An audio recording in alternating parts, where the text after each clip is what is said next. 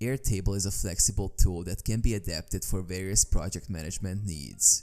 Here's how to use it effectively for project management. Create a base. Start by creating a new base in Airtable specifically for your project. Choose a template or design a custom base to fit your project's requirements. Set up tables. Create tables within your base to organize different aspects of the project, such as tasks, resources, timelines, and team members. Plan tasks. Use a table to list all project tasks, including descriptions, deadlines, priorities, and assignees. Customize views to visualize tasks in different formats, such as Kanban boards or Gantt charts. Assign tasks. Assign tasks to team members and track their progress. Use mentions and comments to communicate and collaborate on specific tasks. Track timelines. Create a timeline view to visualize project milestones and deadlines. Use color coding to indicate task status and identify potential delays. Manage resources. Use a table to manage project resources, such as budget allocations, materials, and external contacts.